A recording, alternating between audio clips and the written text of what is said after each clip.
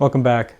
So this video is a part 2 to the one I did about the Xperia 1 Mark II and why it's a big deal. If you haven't seen that video, I highly recommend you watch that first and look at the comment section where we had some great discussion.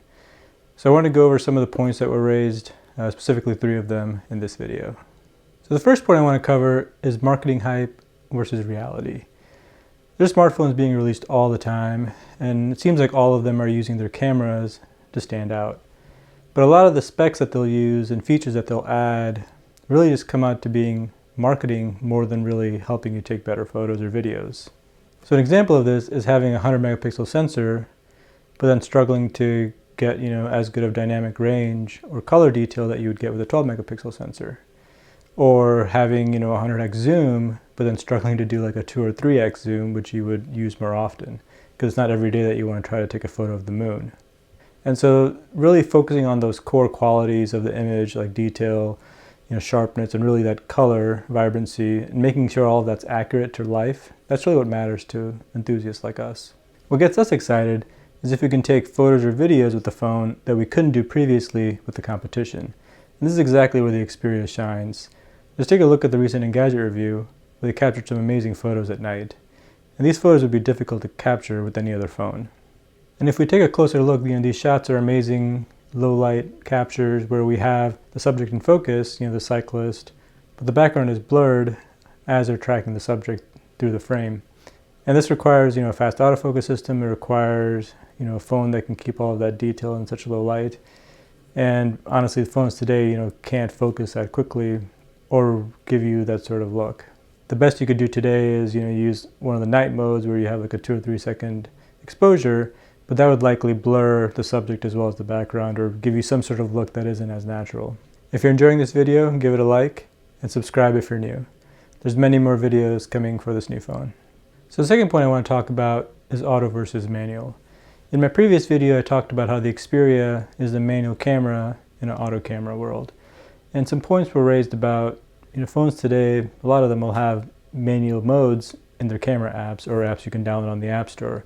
So what's the difference? And I want to take a second to appreciate companies like Samsung that do build in, pro modes into their default camera apps, because something that's not common among all the manufacturers. Not looking at you, Apple, but it's nice to have some sort of control out of the box. Unfortunately, a manual mode is not the same as a manual camera. The difference lies in the hardware. I think a great example of this is car transmissions. A true manual car, has a gear stick and a clutch pedal. When combined together, will actually physically change the active gear. Versus an automatic car that has a manual mode, when you try to change a gear, by pushing a button, it's just sending a software command and the car will then decide, when it feels like shifting.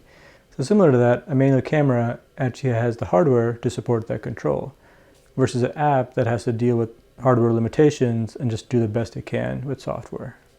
And in the case of the Xperia, everything from that 2-stage shutter button to the image processing in the sensors, to the autofocus system, all the way to the manual control apps, Photo Pro and Cinema Pro, it was all built together to give you that manual experience. Something that feels very much like a Sony Alpha camera. And it's worth pointing out that while the Xperia is unique in its manual capabilities, I think the auto mode is going to get better over time with firmware updates, and by no means is it bad today either. So the last point is one I'm very passionate about and expect more videos on this topic, and it's camera versus smartphone. Which one do you choose? And in terms of the Xperia, I think no one expects it to be better than a Sony Alpha camera. Those cameras are amazing, as well as many other cameras on the market. And we don't see the Xperia as competition, and it's more of really a sidekick.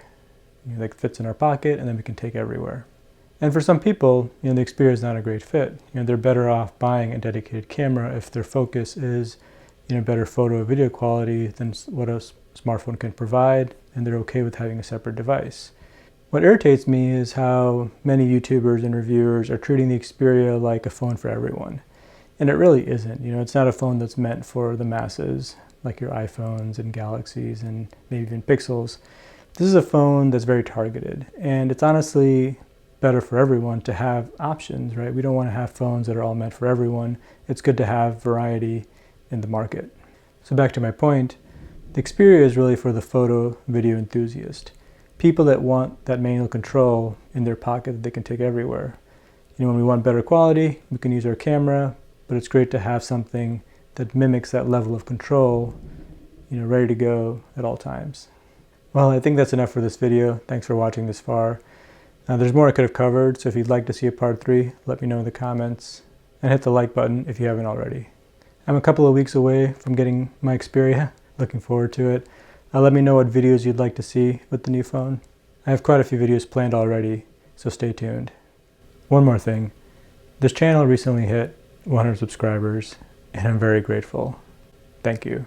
I'm not big on numbers, and I'm honestly more excited about this community we're building together. So thank you for being here, and if you're new, consider joining us. Thanks again for watching, and I'll see you in the next one. Bye.